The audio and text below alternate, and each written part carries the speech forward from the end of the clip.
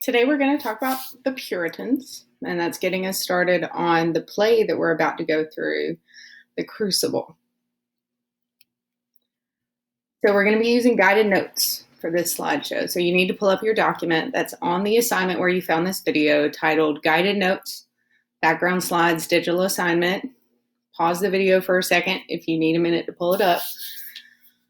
Just like always with our guided notes, you see the lines that are there in the notes, you'll double click and just type. Double click on the line, start typing, it'll fill in the blank for you. So the Puritans believed in a purified church. They sought to purify the Church of England from within. The word purify means to make clean or to cleanse. They believed that the Anglican Church of England had become too flashy and idolatrous in its worship. Now, we've heard the word idolatrous before. It means when you feel like someone is worshiping an idol, so a thing, instead of God. They wanted to go back to the basics of Calvinism. Now, what's Calvinism? Calvinism was the belief that you could only reach God through the church or through the Bible, through faith. So, Puritanism asserts the basic sinfulness of mankind, but it also declares that God has determined that some will be saved despite their sins. Some, not everyone, just some. And they called this some that will be saved the elect. That's why the experience of conversion, of converting to Puritanism, in which the soul is touched by the Holy Spirit, is an indication that one is of the elect. So if you were purified and converted to Puritanism, you could become a Puritan and you would become part of the elect. So Puritanism stressed self-discipline and examining one's behavior and mind. Puritans saw their lives as a divine mission. God gave them the new world because they were his chosen people. They were to remake it in the image of their beliefs. So they wanted to change the way things were and be in control of themselves and constantly examine what they were doing and how they were behaving so that they were behaving more like how God wanted them to. They believed in the Bible, and they believed the Bible was the supreme authority on earth. They used the Bible to justify their occupation of the land and their use of force against the Native Americans. So they used the Bible to say, yes, it's okay, we can do this.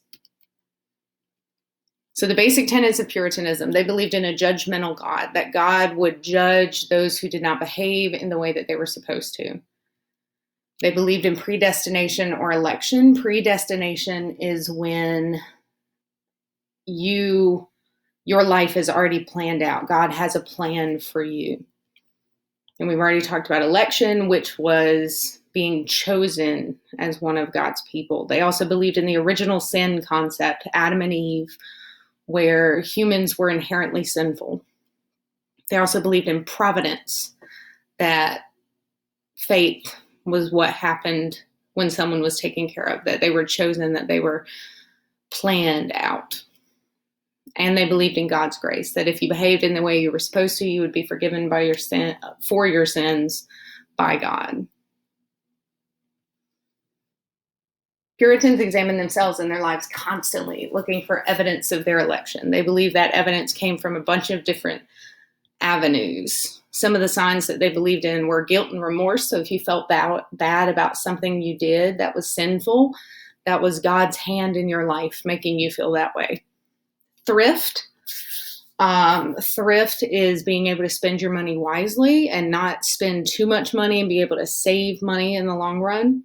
Industry, being able to work hard work in and of itself, and business success. So they believed all these things symbolized their election by God, that they were the chosen people.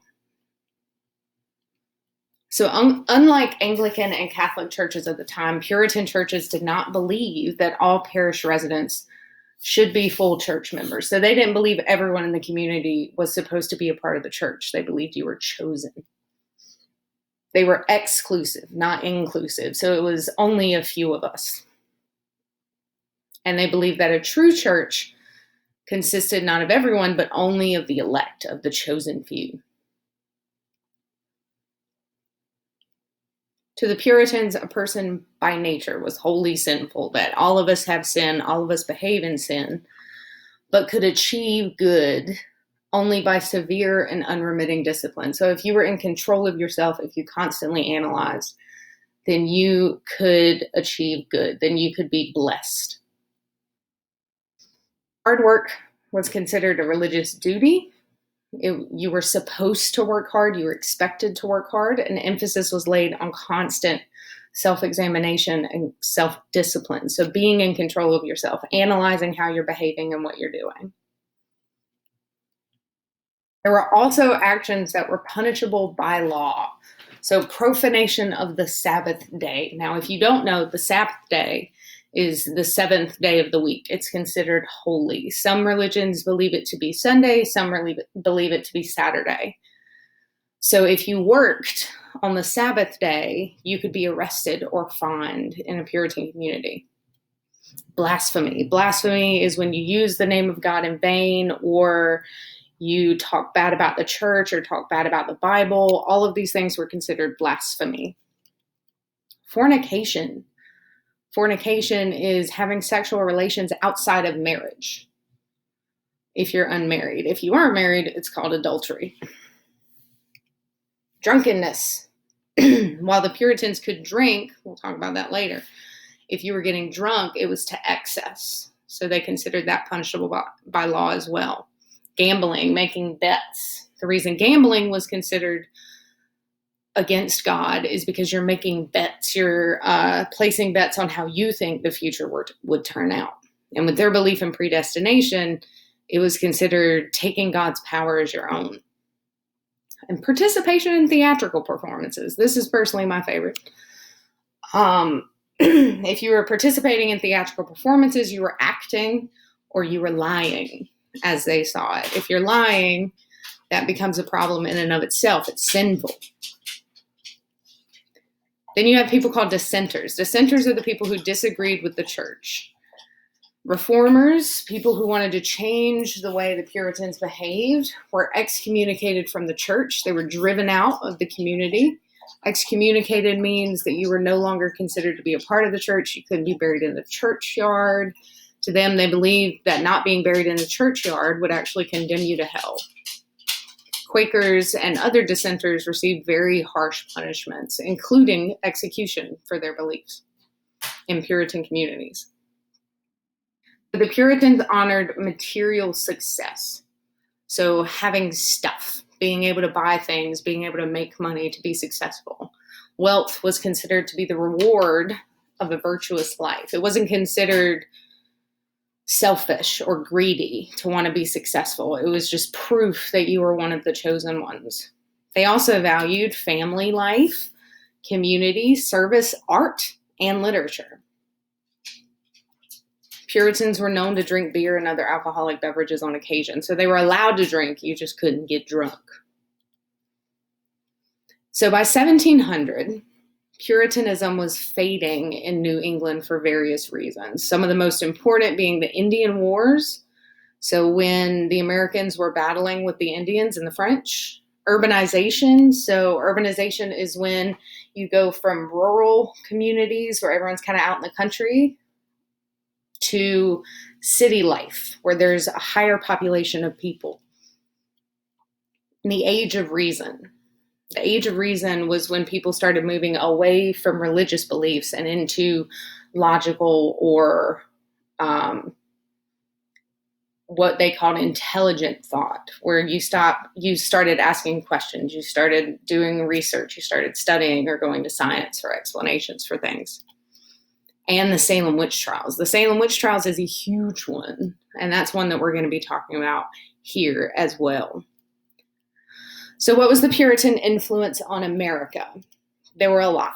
Around the 1700s, the Puritans as a political entity had largely disappeared, but over the course of the creation of America and the United States in the long run, Puritans were extremely important, and we still see influences from them today. And even when they stop being important, we still see these attitudes and ethics continue to exert an influence on American society. They continue to influence behavior and beliefs today, like the idea of staying covered up at school, that showing different parts of your body is sinful.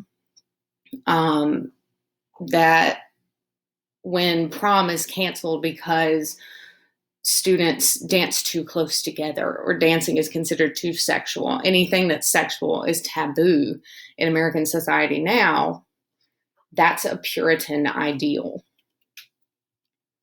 So the qualities that they believed were typically led to economic success were self-reliance, frugality, self-discipline, and industry. So depending on yourself, spending money wisely, being in control of yourself, and working extremely hard.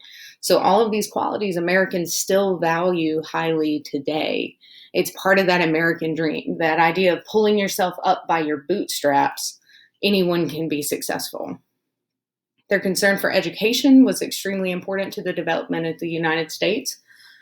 The University of Harvard was actually founded by Puritans, and it's still considered one of the best colleges in the United States. And their idea of a democratic church government, which is everyone has a say in what goes on and what happens, continued into politics and was actually the source of what we consider to be our modern democracy. So now we're going to talk about Salem witch trials. The Salem witch trials, this happened around 1690s, was when a bunch of young Puritan girls in Salem, Massachusetts, accused a servant, Tituba, of being a witch. Tituba accuses others in the community out of fear, and the magistrate's insistence that she name her cohort, that she name her coven of other witches. Now, keep in mind that this woman was being tortured to get her to name who else was a witch in the community. Now, we watched earlier in the week, last week, we watched this video about herd mentality and mass hysteria. So mass hysteria ensues, and in Salem, 27 people are convicted of practicing witchcraft, and eventually 50 others, quote unquote, confess, and 100 others are imprisoned to await trial. Now, keep in mind that confess here means that they were given a choice between confess to witchcraft or say you're not a witch and we will torture and kill you. So if they confessed to witchcraft, they had the opportunity, they had the chance to survive the accusation. So a lot of people confessed just to stay alive. We also saw a video about mass hysteria earlier in the week as well, so we're not going to watch these two videos. In the end of the Salem witch trials, 19 people were executed or hanged for being witches, and one man was pressed to death. His name was Giles Corey, during his interrogation for witchcraft. So, 1692 in Salem. Since Puritans were expected to live by this rigid moral code, they believed that all sins, from sleeping in church to stealing food to murder to adultery, all of those things should be punished in some way. They also believed that God would punish sinful behavior. So even if they didn't punish you, they believed that any wrongdoing you did, anything that was sinful, was punished by themselves or by God. So if anything happened, if any kind of misfortune fell on you, the Puritans saw it as God's will and would not help. So if your child was sick, it was because of some sin that you performed. If your crops failed, it was something you had done and you deserved that punishment. So they would not help their neighbors because they believed that it was right and a true punishment. The Puritans did believe that the devil was as real as God. So they believed in an entity, in a being that was Satan, and that it was just as real as God, had just as much influence as God. They believed that everyone was faced with the struggle between the powers of good and evil, but that Satan would select the weakest individuals to attack first. Women, children, the insane, all of these were the easiest to attack and would be the first to fall. And they believe that he would attack these people to carry out his work. That's why the idea of witches tends to be women. Those who followed Satan were considered witches. Witches were considered Satan's warriors, his soldiers on earth. And witchcraft was one of the greatest crimes a person could commit in the Puritan society. It was punishable by death, by execution. In keeping with the Puritan code of conformity, the first women to be accused of witchcraft in Salem were seen as different, as social outcasts. So they were people who didn't fit in. They were the people nobody liked anyway. So we have Tituba, a black slave from Barbados. We have Sarah Good. She was a homeless beggar. She would go door to door to ask for help, and they hated that because they believed that any misfortune you had was what you deserved. And then we had Sarah Osborne. Sarah Osborne was a sickly old woman who actually married her young servant. They didn't like the age difference. So the people of Salem were terrified of magic and witchcraft, and they believed that it was common and everywhere, and that they had to be constantly vigilant in order to fight against it. So they believed that it was all over New England, just as it had been in Europe for centuries. The hangings in 1692 Salem would be the last witchcraft-related executions in America. And this time period is definitely a time where everything started changing in America, started shifting away from that religious belief and towards the age of reason. So witches or not, to prove that someone was a witch, church officials would perform a bunch of tests on them. One of them was called the poke test. And this is where church officials would take a needle or a knife and poke the man or woman accused of witchcraft all over their body, searching for a so-called devil's mark, a spot where no pain was felt. Now, if any of you have moles or birthmarks, usually moles and birthmarks don't have any pain receptors right in them. So if I were to poke a mole or a birthmark that I have, I might not feel that. And that, to the church fathers, was evidence that I was a witch. Now, also keep in mind that if you're sitting in a chair being poked with a needle for days on end, eventually you might no longer feel all the pokes. So really, there was no way to win if you were being given this test. Another test was called the duck test, and it comes from a line in the Bible that says, witches are made of wood. And for some reason, this translated into witches weighing less than a duck. I don't know how. So what they would do is they would tie together the hands and feet of the accused, and they would throw them into the lake. Now, if the person who had been accused, who had been tied up and thrown into the lake, sank, then they weighed more than a duck and they were innocent. If they sank, they also drowned, but that's okay because to the Puritans, they were innocent, and that meant that they had gone to be with God and that they were innocent and they were saved. But they were also dead. If they floated or if they knew how to swim, then they weighed less than a duck, which meant they were a witch. So if you survived the duck test, you were a witch. If you died in the duck test, you weren't a witch. So either way, death happened. Then they had something called spectral evidence. Now, this is an extremely important concept. In Salem, during the witch trials, spectral evidence was the idea that a church member could testify that they had seen someone's spirit sent out to them.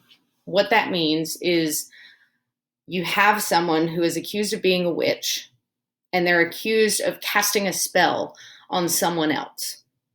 Now, that person who had the spell cast on them will see the witch's soul performing all the badness, performing all the witchiness in the room with them. Like their soul shows up in the middle of the night and tries to kill the other person. So this was considered to be evidence against the accused, because that person who had been cursed would show up in court and say, I saw their spirit try to kill me. The only problem was only the witch or the person who was accusing the witch would have been able to see that specter, that ghost, that soul showing up. Now, spectral evidence could be used to sentence someone to death. It was considered eyewitness account. But there was no way to test this evidence. So there's another explanation for why people lost their dang minds in Salem during this time period, and it's a scientific explanation. So it's called convulsive ergotism. This may have been the scientific explanation for the Salem witchcraft crisis. Ergo is a parasitic fungus. It grows on a large variety of cereal grains, especially rye, the things you make bread out of. Ergotism, or ergot poisoning, was once extremely common a condition, and it would happen when you use the contaminated cereal grains to make bread, and that meant that the bread itself was contaminated.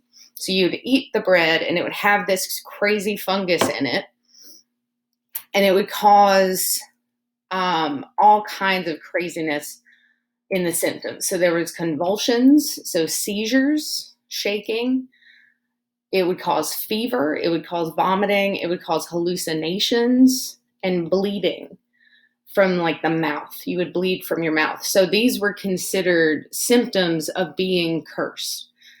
So it could be that convulsive ergotism laid all the symptoms out, and then the fear that the Puritans had of witchcraft and curses and magic just led to this mass hysteria event. So we're going to be looking at the play The Crucible, and this is by Arthur Miller, and it's based on the Salem witchcraft, or the Salem witch trials, and what happened with those witch trials. So Arthur Miller's play The Crucible draws a direct parallel between something called McCarthyism, which we're going to talk about in a second. McCarthyism happened in 1950s America, and the hysteria and paranoia in Salem. The witch hunt mentality was present in 1950s in Hollywood, when many Americans were suspected of being members of the Communist Party. Because they were suspected of being members of the Communist Party, they were blacklisted. They were forbidden to get any kind of job or have any kind of career in Hollywood. So let's talk about McCarthyism. We're going to watch a quick video. Imagine that one day you're summoned before a government panel. Even though you haven't committed any crime or been formally charged with one, you are repeatedly questioned about your political views, accused of disloyalty, and asked to incriminate your friends and associates. If you don't cooperate, you risk jail or losing your job. This is exactly what happened in the United States in the 1950s, as part of a campaign to expose suspected communists. Named after its most notorious practitioner, the phenomenon known as McCarthyism destroyed thousands of lives and careers. For over a decade, American political leaders trampled democratic freedoms in the name of protecting them. During the 1930s and 1940s, there had been an active but small communist party in the United States. Its record was mixed. While it played crucial roles in wider progressive struggles for labor and civil rights, it also supported the Soviet Union. From the start, the American Communist Party faced attacks from conservatives and business leaders, as well as from liberals who criticized its ties to the oppressive Soviet regime. During World War II, when the USA and USSR were allied against Hitler, some American communists actually spied for the Russians. When the Cold War escalated and this espionage became known, domestic communism came to be seen as a threat to national security. But the attempt to eliminate that threat soon turned into the longest-lasting and most widespread episode of political repression in American history. Spurred on by a network of bureaucrats, politicians, journalists, and businessmen, the campaign wildly exaggerated the danger of communist subversion. The people behind it harassed anyone suspected of holding left-of-center political views or associating with those who did. If you hung modern art on your walls, had a multiracial social circle, or signed petitions against nuclear weapons, you might just have been a communist. Starting in the late 1940s, FBI Director J. Edgar Hoover used the resources of his agency to hunt down such supposed communists and eliminate them from any position of influence within American society. And the narrow criteria that Hoover and his allies used to screen federal employees spread to the rest of the country. Soon, Hollywood studios, universities, car manufacturers, and thousands of other public and private employers were imposing the same political tests on the men and women who worked for them. Meanwhile, Congress conducted its own witch hunt, subpoenaing hundreds of people to testify before investigative bodies like the House Un-American Activities Committee. If they refused to cooperate, they could be jailed for contempt, or, more commonly, fired and blacklisted. Ambitious politicians like Richard Nixon and Joseph McCarthy used such hearings as a partisan weapon, accusing Democrats of being soft on communism and deliberately losing China to the communist bloc. McCarthy, a Republican senator from Wisconsin, became notorious by flaunting ever-changing lists of alleged communists within the State Department. Egged on by other politicians, he continued to make outrageous accusations while distorting or fabricating evidence. Many citizens reviled McCarthy, while others praised him. And when the Korean War broke out, McCarthy seemed vindicated. Once he became chair of the Senate's Permanent Subcommittee on Investigations in 1953, McCarthy's recklessness increased. It was his investigation of the Army that finally turned public opinion against him and diminished his power. McCarthy's colleagues in the Senate censured him, and he died less than 3 years later, probably from alcoholism. McCarthyism ended as well. It had ruined hundreds, if not thousands, of lives and drastically narrowed the American political spectrum. Its damage to democratic institutions would be long-lasting. In all likelihood, there were both Democrats and Republicans who knew that the anti-communist purges were deeply unjust, but feared that directly opposing them would hurt their careers. Even the Supreme Court failed to stop the witch hunt, condoning serious violations of constitutional rights in the name of national security. Was domestic communism an actual threat to the American government? Perhaps, though a small one. But the reaction to it was so extreme that it caused far more damage than the threat itself. And if new demagogues appeared in uncertain times to attack unpopular minorities in the name of patriotism, could it all happen again? Okay, so in the 1950s, Arthur Miller, the author of the text that we're looking at, was subjected to scrutiny by a committee of the United States Congress investigating communist influence in the arts, that committee that the video talked about. The Crucible was a play that he wrote as an allegory for the McCarthy era and mass hysteria. So an allegory is where you use one story to teach a lesson about something greater. And we'll talk about that more in just a minute. But Miller refused, when he was in front of this committee, he refused to offer other people's names who had associated with leftist or suspected communist groups, and he was consequently cited for contempt of Congress. So he was found in contempt by the court and found guilty. He was blacklisted. This meant that he could not get a job anywhere in Hollywood. Now, we are going to use your second document that you got with this assignment that's titled The Crucible and the McCarthy Era Allegory. It looks like this. And if you notice these little banners that you have on the top and the bottom of the assignment, the way you type in those is to double click on the scrolls and you'll be able to type in them. just like you would any other box. So pause this video for a second. If you need a minute to pull it up, that's fine. But this is the handout that we're going to be using next. And we're going to compare the two. So what is an allegory? An allegory is a work that reveals a hidden political or moral meaning through the actions of the characters. So in our case, Arthur Miller used the Crucible, the story of the Salem witch trials, to talk about the McCarthy era or the Red Scare. So what was the Salem witch trials? It was the hysterical accusations of witchcraft in Salem due to religious beliefs and fear overtaking the people. So their religion, their belief in witchcraft, their terror about witchcraft, and their faith all came together to create hysterical accusations of witchcraft. So what was the McCarthy era? It was the hysterical accusations of communism in America due to the fear created by the Cold War. And if you remember, which you should, the Cold War was between the Soviet Union and the United States. It was called the Cold War because no one wanted to fire. Both countries had nuclear weapons, and so there was just a lot of tension, a lot of spying, a lot of double-crossing that happened. And it was just a very tense time in United States history. So who started the Salem witch trials? It was a group of young girls that began these accusations. They were caught misbehaving in the woods. They blame it on witchcraft and on Tituba, the slave girl.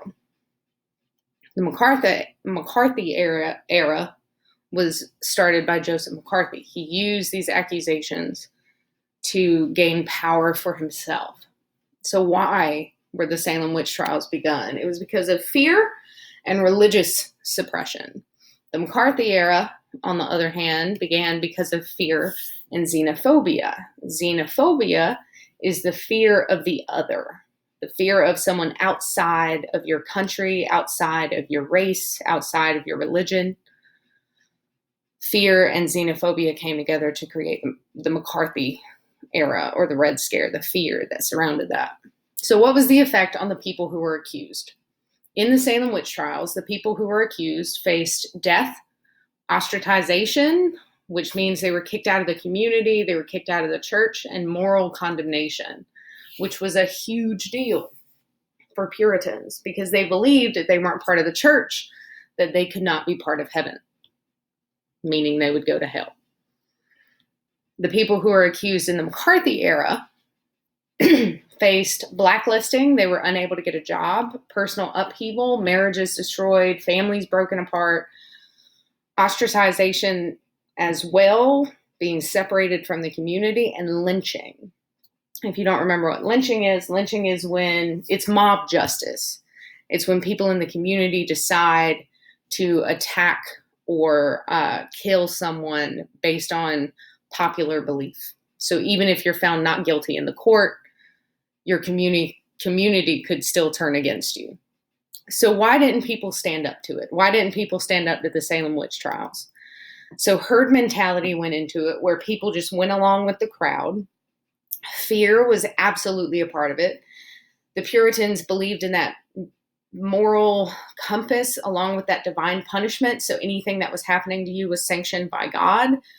And power structures. Usually the people who would speak out against the witch trials were then accused of witchcraft themselves. Why didn't people stand up to the McCarthy era? Same deal. Herd mentality, fear of potential war. They thought, well, if you're not guilty, then you'll be found not guilty and you'll be safe. But what if we catch someone? And the power structures as well. So if you came to someone's defense, like Arthur Miller refusing to make accusations against other people, you were found guilty of that as well. So the Crucible is an allegory.